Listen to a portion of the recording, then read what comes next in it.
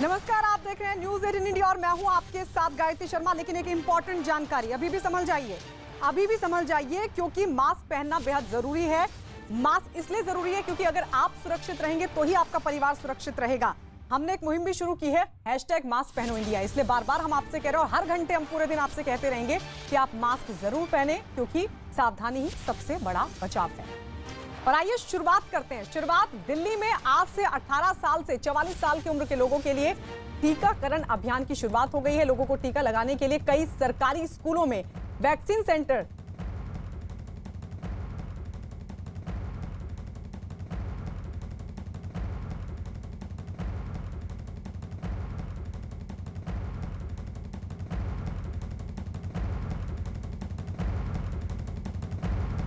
तो vaccine centre पर लोगों की भारी भीड़ न जुटे, कोरोना नियमों का पालन हो, इसलिए इस पूरी तैयारी की गई है। इस बीच दिल्ली के डिप्टी सीएम मनीष सिसोदिया विनोद नगर में जो वैक्सीन सेंटर बनाया गया है वहां पर पहुंचे। तैयारियों का उनकी तरफ से जायजा लिया गया।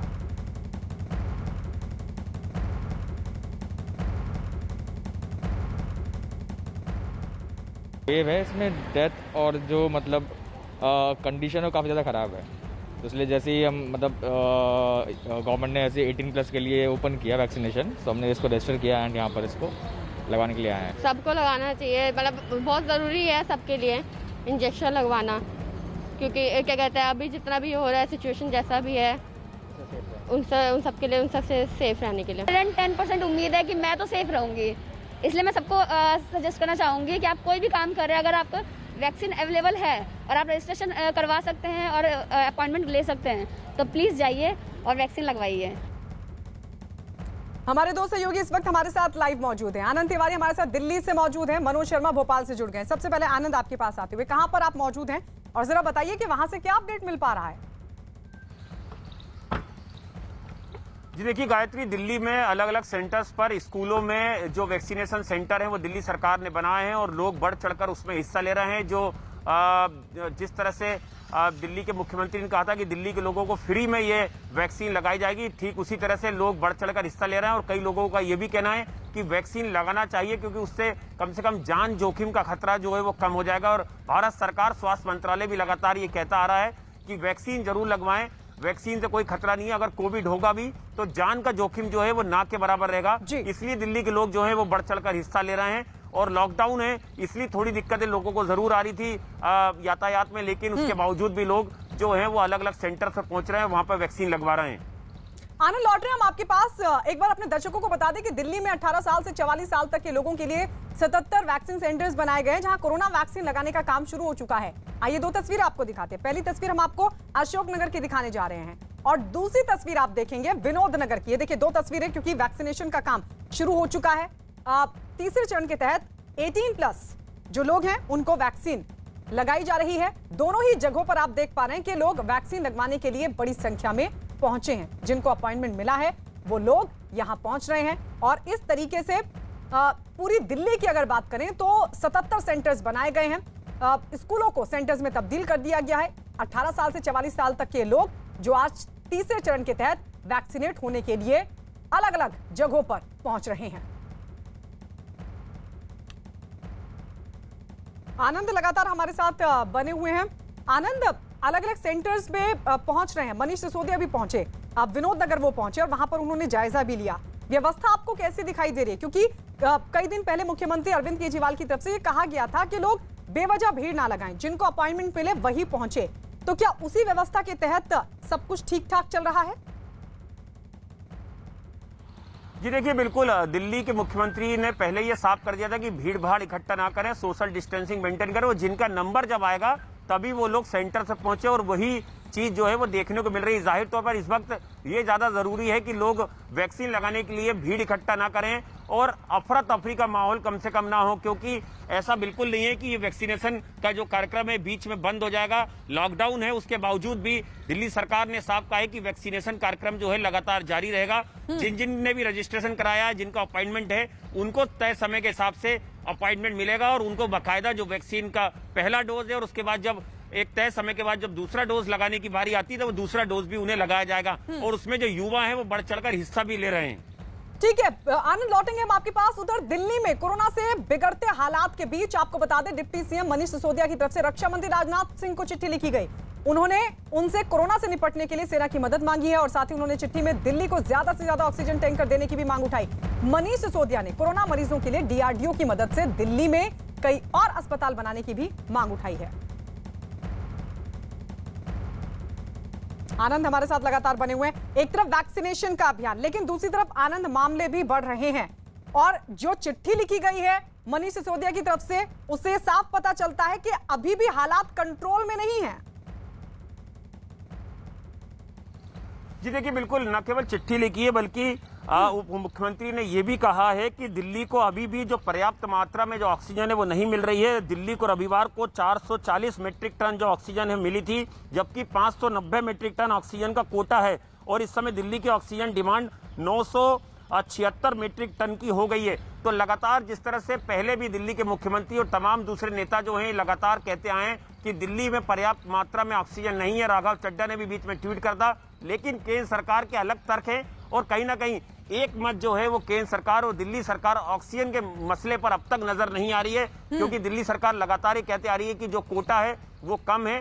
हाईकोर्ट तक मैटर गया, हाईकोर्ट ने भी इस पर संज्ञान लिया और लगातार केंद्र और जो दिल्ली सरकार है उनसे कई तरह के सवाल पूछे। अब तो सुप्रीम कोर्ट भी इस पूरे मामले में सामने आ गया है। उसने कई तरह के सवाल जो हैं वो पूछे हैं केंद्र से कि कोविड को लेकर किस तरह के काम जो है वो देश में हो रहे हैं और ऑक्सीजन और जो वैक्सीनेशन प्रक्रिया है वो किस तरह से काम कर रही है।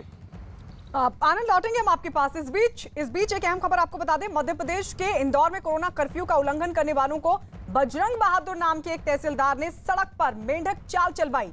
इस दौरान वहां ढोल नगाड़े भी बजवाए गए। इतना ही नहीं, मेंढक चाल चल रहे लोगों को तहसीलदार पैर से मारते भी दिखाई दिए। बाद में इस घटना का वीडियो सोशल मीडिया पर वायरल हुआ, जिसके बाद कांग्रेस विधायक विशाल पटेल ने तहसीलदार को सबक सिखाने के लिए मुंह काला करने की चेतावनी दे डाली।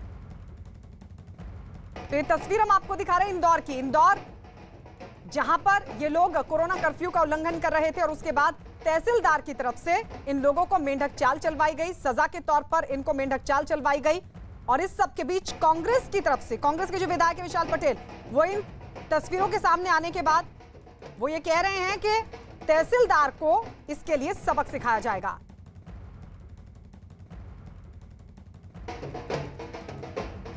आज हमने जो कार्रवाई किया है उसका उद्देश्य ये है कि दूसरे लोग जो देखें वो इससे प्रेरित हों और इसकी चर्चा हो, ताकि लॉकडाउन का उल्लंघन करने पर किस प्रकार से दंड मिलता है इसकी जानकारी लोगों को हो।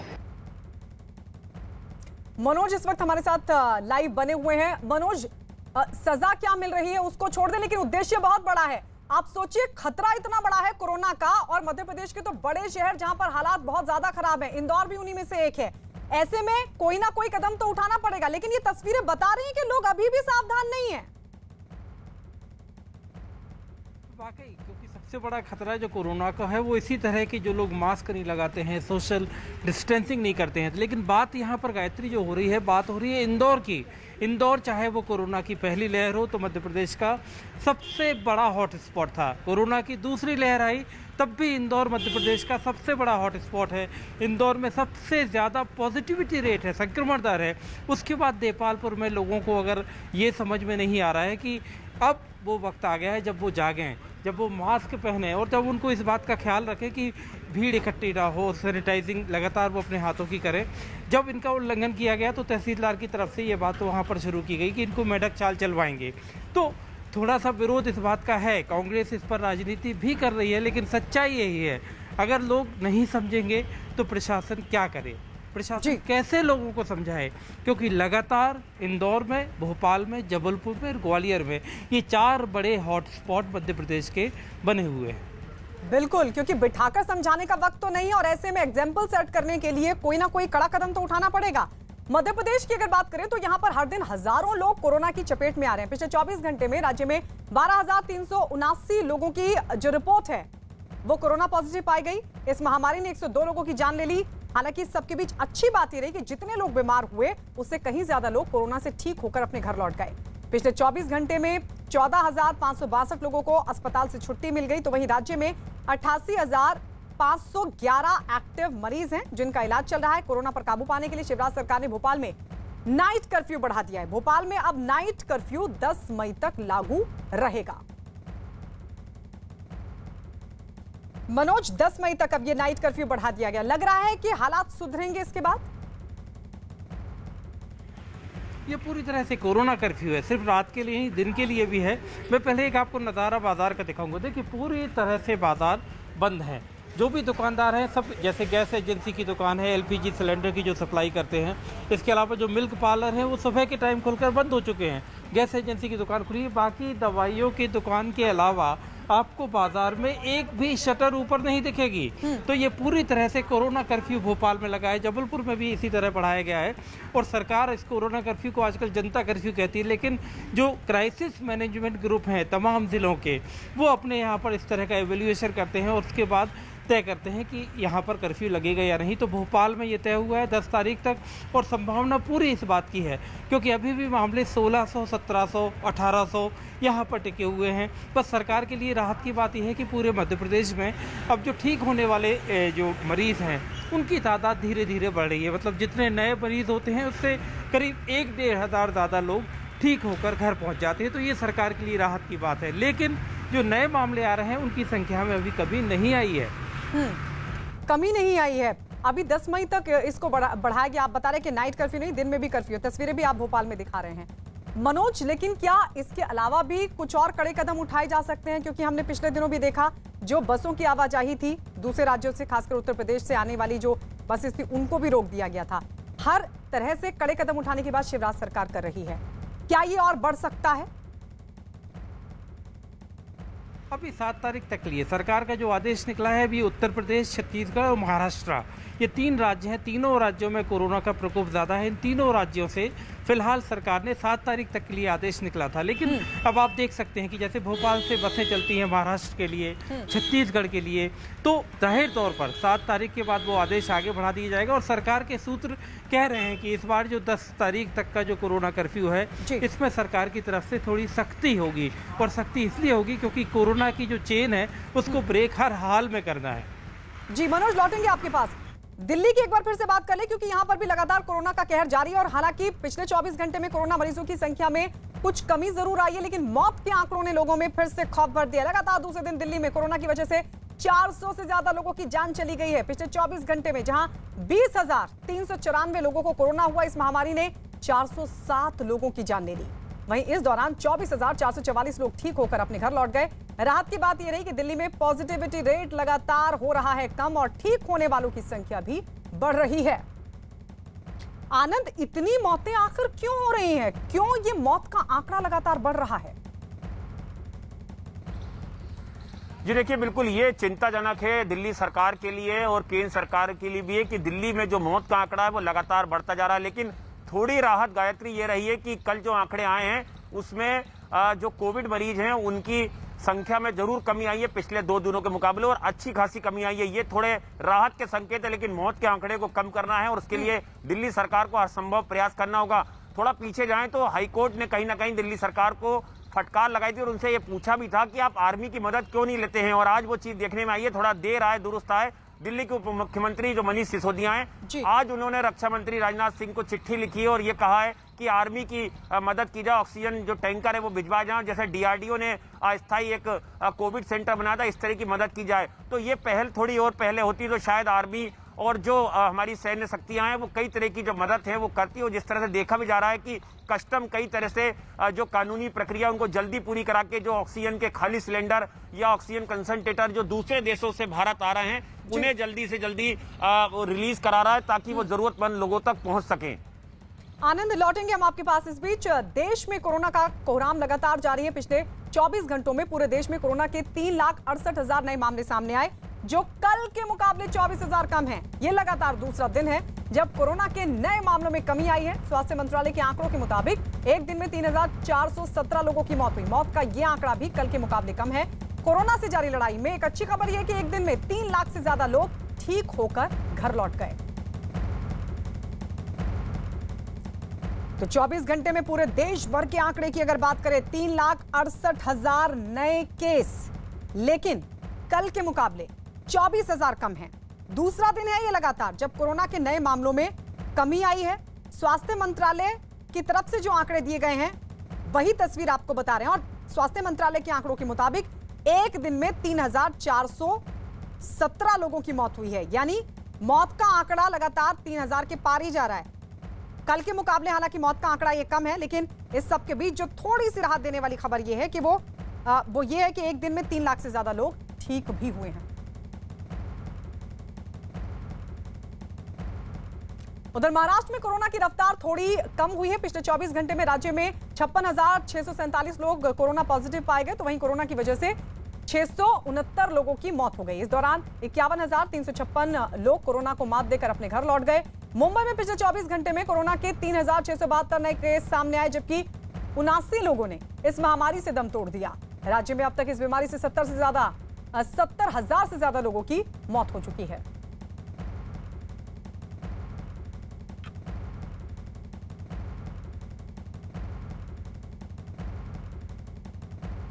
और इस बीच आपको बता दें, मुंबई में वैक्सीन की कमी की वजह से आज 45 साल से ऊपर के लोगों को कोरोना वैक्सीन नहीं लगाई जाएगी। इसे लेकर बीएमसी की तरफ से वैक्सीन सेंटर पर लोगों से भीड़ नहीं लगाने की अब अपील की जा रही है। हालांकि 18 साल से 44 साल तक के लोगों के लिए 5 वैक्सीन सेंटर्स बनाए गए हैं, जहां रजिस्ट्रेशन के बाद ही लोगों को कोरोना का टीका लगाया जाएगा। लेकिन ये बीकेसी की तस्वीर भी हम आपको दिखा रहे हैं, जहां पर 45 साल से ऊपर के जो लोग थे वैक्सीनेशन के लिए पहुंचे, लेकिन जब उनको पता चला कि 45 साल से ऊपर के लोगों को नहीं लगाई जा रही है वैक्सीन, तो उन्होंने परेशान होने की बात कही और हंगामा भी किया।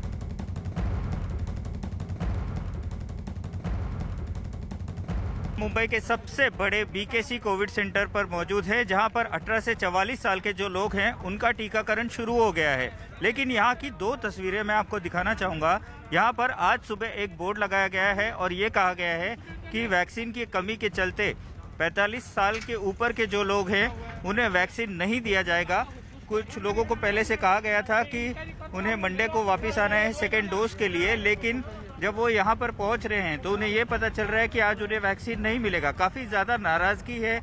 ऐसे ही कुछ लोग हमारे साथ हैं। मैडम, क्या कहना चाहेंगी? क्या बताया गया था पहले आपको?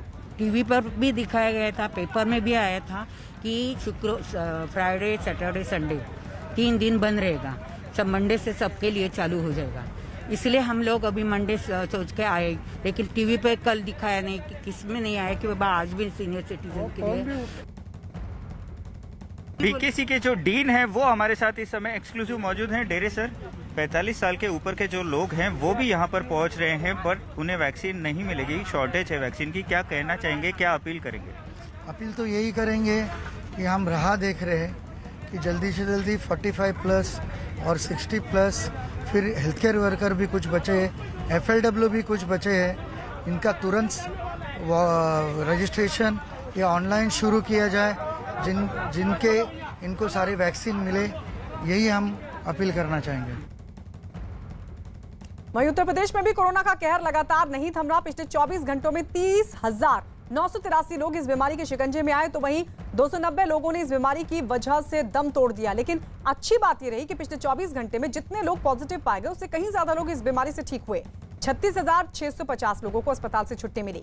राजधानी लखनऊ के अलावा नोएडा, गाजियाबाद और सहारनपुर में कोरोना के मामले तेजी के साथ बढ़ रहे हैं और राज्य में कोरोना की रोकथाम के लिए योगी सरकार ने कई अहम फैसले लिए। उत्तर प्रदेश में अंतरराज्यीय यानी दूसरे राज्यों से आने वाली बसेस पर रोक लगा दी गई और साथ ही विमान से आने वाले यात्रियों के लिए नेगेटिव रिपोर्ट दिखाना अनिवार्य कर दिया गया है। इसके अलावा गांव में आने वाले लोगों की कोरोना जांच होगी, उन्हें क्वारंटीन किया जाएगा। ट्रेन में सफर करने वालों की भी जांच होगी, संदिग्ध पाए जाने पर उनका एंटीजन टेस्ट होगा।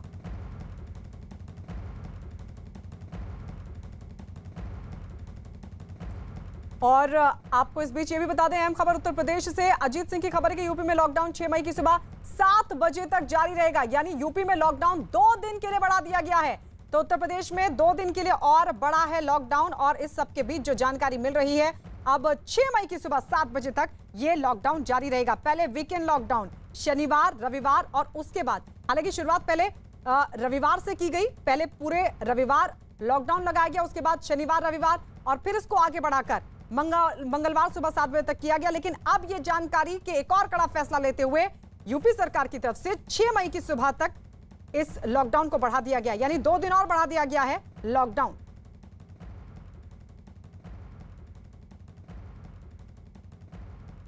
तो 6 मई की सुबह तक लॉकडाउन बढ़ा दिया गया। उत्तर प्रदेश में लगातार मामले बढ़ रहे हैं, लेकिन यहां रिकवरी रेट भी बढ़ रहा है। इस सब के बीच हालात कंट्रोल में करने के लिए यह फैसला 6 मई की सुबह 7 बजे तक दरअसल यह लॉकडाउन जारी रहेगा।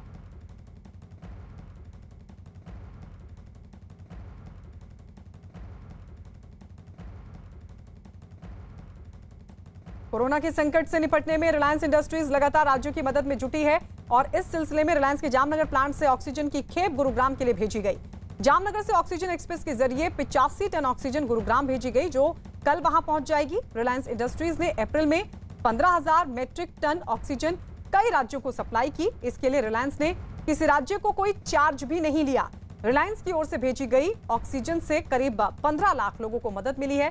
रिलायंस इंडस्ट्रीज के चेयरमैन मुकेश अंबानी खुद ऑक्सीजन सप्लाई और ट्रांसपोर्टेशन के काम पर नजर रखे हैं और जरूरतमंद राज्यों को जल्द से जल्द ऑक्सीजन भिजवाने में जुटे हैं।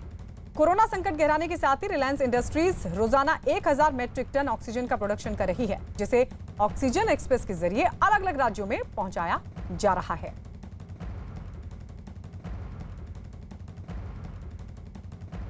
दिल्ली पुलिस ने अग्रसेन अस्पताल में काम करने वाले दीपक और यशवंत नाम के 2 कर्मचारियों को रेमडेसिविर इंजेक्शन की कालाबाजारी के आरोप में गिरफ्तार कर लिया। आरोप है कि दोनों कर्मचारी मरीज के कोटे का इंजेक्शन बाहर 40 से 50 हजार रुपए में बेच रहे थे। इन दोनों के पास से पुलिस को कई रेमडेसिविर इंजेक्शन भी बरामद हुए हैं। तो रेमडेसिविर की कालाबाजारी लगातार और इस सबके बीच 2 लोगों की गिरफ्तारी हुई है। बताया जा रहा है कि इनके पास से रेमडेसिविर इंजेक्शन भी बरामद हुए हैं। ये अग्रसेन अस्पताल में काम करने वाले बताए जा रहे हैं दोनों, जिनका नाम दीपक और यशवंत है। दोनों कर्मचारी अग्रसेन अस्पताल के रेमडेसिविर इंजेक्शन की कालाबाजारी करने के आरोप में इनको गिरफ्तार किया गया है। आरोप यह है कि दोनों कर्मचारी मरीज के कोटे का इंजेक्शन बाहर 40 से 50 हजार रुपए में बेच दिया करते थे। दोनों के पास से कई रेमडेसिविर इंजेक्शन भी पुलिस ने बरामद किए हैं।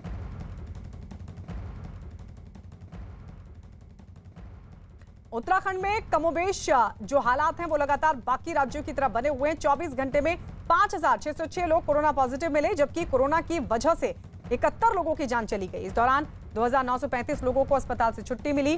राज्य में अब तक कोरोना की वजह से 2800 से ज्यादा लोगों की मौत हो चुकी है। बिहार में पिछले 24 घंटे में 13,534 लोगों की कोरोना रिपोर्ट पॉजिटिव आई। इनमें सबसे ज्यादा पटना में 2748 लोगों की रिपोर्ट पॉजिटिव है। राज्य भर में कोरोना की वजह से 97 लोगों की मौत हो गई और इस दौरान 11,694 लोगों ने कोरोना को मात दी और ठीक होकर अपने घर वापस लौट गए। फिलहाल राज्य में एक्टिव मरीजों की संख्या 1,09,945 है, जिनका इलाज चल रहा है। हरियाणा में कोरोना की रफ्तार हालांकि थोड़ी धीमी पड़ी है, लेकिन चिंता की बात यह है कि कोरोना से होने वाली मौतों का आंकड़ा रोजाना बढ़ रहा है। पिछले 24 घंटे की अगर बात करें तो राज्य में 13,322 लोग कोरोना पॉजिटिव मिले, जबकि कोरोना की वजह से 145 लोगों की मौत हो गई। राज्य में कोरोना पर लगाम लगाने के लिए मुख्यमंत्री मनोहर लाल खट्टर ने लॉकडाउन का ऐलान किया है। आज से अगले 7 दिन तक यह संपूर्ण लॉकडाउन राज्य में लागू रहेगा। वीकेंड लॉकडाउन लगाया, क्या उसको एक्सटेंड करने की या उसको हम एक्सटेंड कर रहे हैं और अब ये अगले रविवार यानी 9 तारीख तक 10 सवेरे तक अब ये जो लॉकडाउन है वो रहेगा, मतलब कंटिन्यू रहेगा और सारे प्रदेश में रहेगा। उधर पंजाब में भी कोरोना का कहर लगातार जारी है। पिछले 24 घंटे में राज्य में कोरोना के 7,327 नए मरीज मिले। कोरोना ने 157 लोगों की जान ले ली। लुधियाना में सबसे ज्यादा 1404 कोरोना मरीज सामने आए। राज्य में कोरोना की वजह से अब तक 9,300 से ज्यादा लोगों की मौत हो चुकी है। पंजाब में 60,108 एक्टिव केस हैं, जिनका अलग अलग इन मरीजों का अस्पतालों में इलाज चल रहा है।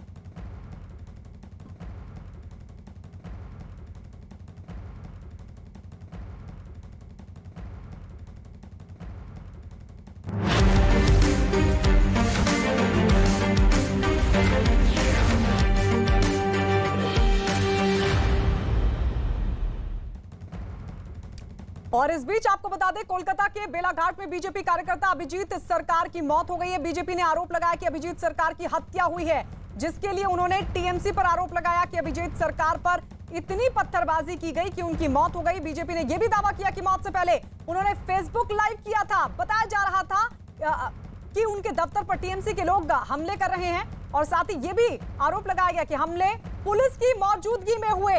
तो ये अहम खबर आपको बता दें, फेसबुक लाइव बीजेपी नेता की तरफ से फेसबुक लाइव किया गया। बीजेपी का आरोप है कि टीएमसी ने इस हत्या को अंजाम दिया है। बेलाघाट का ये मामला, बीजेपी कार्यकर्ता अभिजीत सरकार की मौत हो गई है। जानकारी है कि बीजेपी की तरफ से ये दावा किया जा रहा है, ये आरोप लगाया जा रहा है कि अभिजीत सरकार की हत्या की गई है। उन्होंने टीएमसी पर आरोप लगाया, अभिजीत सरकार पर इतनी पत्थरबाजी की गई। जानकारी की पत्थरबाजी हुई थी अभिजीत सरकार पर, जिसके बाद उनकी मौत हो गई। बीजेपी का आरोप है कि टीएमसी ने हत्या की है। बीजेपी का दावा यह भी है कि मौत से पहले अभिजीत सरकार ने फेसबुक लाइव किया था और उसमें बताया था कि उनके दफ्तर पर पहले टीएमसी के लोग पहुंचे, हमला किया गया। आरोप यह भी है कि पुलिस भी वहां पर मौजूद थी, पुलिस भी वहां पर मौजूद थी और पुलिस की मौजूदगी में यह हमला किया, जिसका आरोप टीएमसी पर बीजेपी लगा रही है। उधर पश्चिम बंगाल में जारी बवाल के बीच दक्षिण 24 परगना में बीजेपी समर्थक की हत्या करने का आरोप लगा है। बीजेपी समर्थक हरन अधिकारी के परिवार का आरोप है कि टीएमसी के कार्यकर्ताओं ने उनकी पीट कर हत्या कर दी। ये एक और मामला, लगातार हिंसा की खबरें और अब जो जानकारी मिल रही है, दक्षिण 24 परगना में एक बीजेपी समर्थक की हत्या कर दी गई है। बीजेपी समर्थक हरन अधिकारी के परिवार का सीधा आरोप टीएमसी के कार्यकर्ताओं पर। सीधे कोलकाता रुक कर लेते हैं, आशिका सिंह हमारे साथ जुड़ गए हैं। ये तो बेहद तस्वीर गंभीर, जगह जगह से हिंसा की खबरें आशिका, लेकिन इस सब के बीच एक हत्या हो जाती है। बीजेपी कह रही कि टीएमसी ने यह हत्या की है और दूसरी तरफ बीजेपी के एक समर्थक पर भी हमला होता है, उसकी भी मौत हो जाती है। परिवार ये कह रहा है कि उसकी भी हत्या कर दी है टीएमसी ने। क्या है सच्चाई, क्या है हकीकत? देखिए, कल से जब से नतीजे आना शुरू हुए हैं, रुझान आना शुरू हुआ है, तब से कितनी हिंसा की घटनाएं हो चुकी हैं ये मैं आपको गिनकर अभी नहीं बता सकती हूँ। एक के बाद एक बीजेपी के कार्यालय फूके जा रहे हैं। इसके साथ ही जो बेलेघाटा की घटना है जो अभी आप दिखा रही थी फेसबुक लाइव के दौरान, ये बीजेपी कार्यकर्ता लगभग रोते हुए नजर आया। उसने कहा कि मेरे दफ्तर, मेरे घर, सब जगह पुलिस की मौजूदगी में हमला हो रहा है। टीएमसी के नेताओं का नाम भी लिया है उस फेसबुक लाइव में, और बावजूद इसके हत्या की घटना, जैसा कि आरोप बीजेपी की तरफ से लग रहा है, सामने आई है। तो ये चौंकाने वाली तस्वीर पश्चिम बंगाल से है। एक तरफ जीत का जश्न और दूसरी तरफ हिंसा की ये तस्वीरें लगातार पश्चिम बंगाल की जो हिंसा का इतिहास रहा है, वही वो तस्वीर आज देखने को मिल रही है। गायत्री, आशिका लौट रहे हैं आपके पास, कुछ और तस्वीरें आपको दिखा दे अपने दर्शकों को कि बंगाल में टीएमसी की जीत के बाद राजनीतिक माहौल एक बार फिर से गर्मा गया। एक बार फिर राजनीतिक हमले और हिंसा बढ़ गई। आरोप है कि भारी जीत के बाद टीएमसी समर्थक हंगामे और हिंसा पर उतर आए हैं। कई जगहों पर बीजेपी दफ्तर और बीजेपी नेताओं को निशाना बनाने की जानकारी और ये तस्वीरें भी आपके सामने, आपकी टीवी स्क्रीन पर ये 6 तस्वीरें आप देख सकते हैं। जगह जगह पर हिंसा हुई और सीधा आरोप टीएमसी पर। पहली तस्वीर आप हल्दिया की देख रहे हैं, जहां ममता बनर्जी को हराने वाले बीजेपी नेता शुवेंदु अधिकारी के काफिले पर जबरदस्त हमला हुआ। आरोप ये लग रहा है कि टीएमसी समर्थकों ने शुवेंदु के काफिले पर पथराव किया, जमकर हंगामा किया। दूसरी तस्वीर आप देख रहे हैं कोलकाता की, जहां कुछ लोगों ने भारतीय जनता युवा मोर्चा के सचिव देवाशीष दास के घर पर हमला किया। आरोप यह कि हरे रंग का गुलाल लगाए कुछ लोग देवाशीष दास के घर में दाखिल हुए, वहां जमकर तोड़फोड़ की गई। तीसरी तस्वीर भी आप देख रहे हैं, तीसरी तस्वीर हुगली जिले की है, आरामबाग की ये तस्वीर, जहां चुनावी नतीजों के बाद कुछ लोगों ने बीजेपी दफ्तर में आग लगा दी। वहीं चौथी तस्वीर कोलकाता के बेलघाट की है, जहां कुछ लोगों ने बीजेपी नेता काशीनाथ विश्वास के घर के बाहर हंगामा किया और वहां खड़ी मोटरसाइकिल में आग लगा दी। तो वहीं पांचवी तस्वीर आसनसोल की आप देख रहे हैं, जहां टीएमसी कार्यकर्ताओं पर बीजेपी के दफ्तर में तोड़फोड़ करने का आरोप लग रहा है। और छठी तस्वीर दक्षिण 24 परगना की है, वहां पर भी बीजेपी दफ्तर में तोड़फोड़ की गई, जिसका आरोप टीएमसी से जुड़े लोगों पर लगा है। जगह जगह हिंसा की खबरें, आगजनी की खबरें। तो वहीं 2 बीजेपी, एक कार्यकर्ता और दूसरा समर्थक, 2 की मौत, जिस पर टीएमसी पर हत्या का आरोप बीजेपी की तरफ से। यह बेहद गंभीर मसला। आशिका, एक बार फिर से मैं आपके पास लौटते हुए, क्योंकि ये तो कल से लेकर अब तक, अभी तो कुछ ही घंटे हुए हैं जीत डिक्लेयर हुए, उसके बाद इस तरह की तस्वीर और आरोप सीधा टीएमसी पर। मुझे याद आ रहा है वो बयान ममता बनर्जी का, जिसमें वो कह रही थी कि जीत तो हम ही रहे हैं, बाकी बाद में सबको देख लेंगे।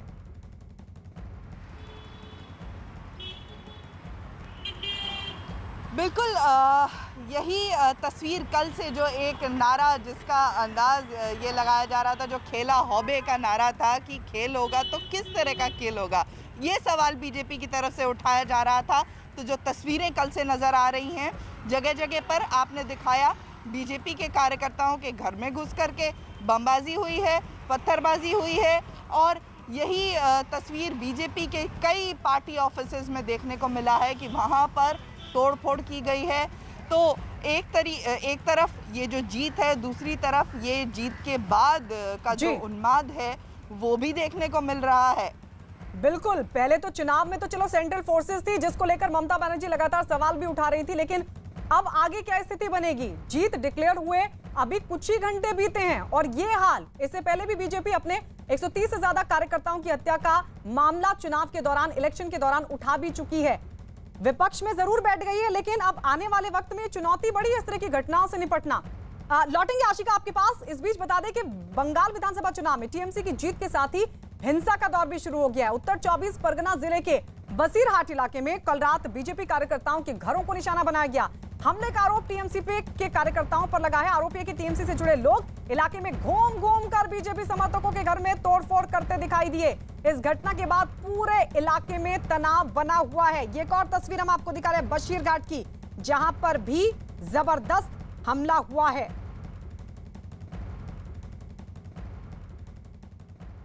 उधर कोलकाता में बीजेपी के एक कार्यकर्ता के घर पर कुछ लोगों ने हमला किया। आरोप ये लग रहा है कि हरे रंग का गुलाल लगाए कुछ लोग बीजेपी कार्यकर्ता के घर में घुसे, तोड़फोड़ करनी शुरू कर दी। पीड़ित कार्यकर्ता ने उन पर बमबाजी का भी आरोप लगाया। ये देखिए तस्वीर हम आपको दिखाएंगे। गुलाबी शर्ट में ये शख्स देखिए कुछ फेंकता है, घर के भीतर कुछ फेंक रहा है, और ऐसे में बीजेपी के नेता का ये आरोप है, कार्यकर्ता का ये आरोप है कि उनके घर में बम फेंका गया। ये सीसीटीवी फुटेज आप देख रहे हैं जो सामने आया है। कुछ लोग घर के अंदर घुसते दिखाई दे रहे हैं, हाथ में डंडा भी, हरे रंग का गुलाल लगाया गया है। ये देखिए बड़ी संख्या में हाथ में डंडा भी है। ये लोग घर में दाखिल होते हैं, डंडे के साथ जमकर तोड़फोड़ करते हैं, और एक शख्स इतने में ये पिंक कलर की शर्ट पहने जिसके हाथ में कुछ और, वो एकदम से घर के भीतर कुछ फेंकता है। बीजेपी कार्यकर्ता का सीधा आरोप है कि बमबाजी की गई है, बम फेंका गया है। आरोप टीएमसी पर। पश्चिम बंगाल विधानसभा चुनाव में टीएमसी की जीत के बाद बीजेपी नेताओं और दफ्तरों को लगातार निशाना बनाया जा रहा है। खबर दक्षिण 24 परगना जिले से, जहां एक बार फिर बीजेपी ऑफिस में जमकर तोड़फोड़ हुई। दफ्तर में रखे सामान को तोड़ दिया गया। इस हमले में अभी तक किसी के जख्मी होने की सूचना नहीं मिली है, लेकिन जबरदस्त तरीके से तोड़फोड़। दक्षिण 24 परगना में हमले में बाल बाल ऑफिस में मौजूद लोग बचे हैं। बीजेपी दफ्तर की तस्वीर हम आपको दिखा रहे हैं जहां पर यह तोड़फोड़ की गई है। जगह जगह इस तरह की तस्वीरें सामने आ रही हैं। टीएमसी की जीत के बाद ये जमकर उन्माद, क्योंकि आरोप बीजेपी का ये कि टीएमसी उनके नेताओं और दफ्तरों पर हमले कर रही है। तो नतीजों के बाद बवाल का दौर हो चुका है शुरू। इलेक्शन के वक्त सेंट्रल फोर्सेस की मौजूदगी में कुछ हद तक हिंसा शांत थी, और ये पहले चुनाव थे जब कम हिंसा, यानी हिंसा मुक्त चुनाव हुआ। लेकिन अब जब एक बार फिर टीएमसी की सरकार बनने जा रही है, तो देखिए हिंसा का दौर फिर से शुरू हो गया है। हिंसा का दौर फिर से शुरू हो गया। राज्यपाल भी इस बात का जिक्र करते रहे हैं कि ये हिंसा कब थमेगी।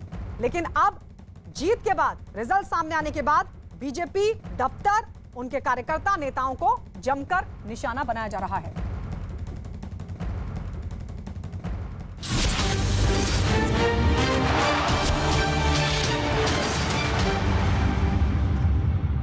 चुनाव परिणाम के दिन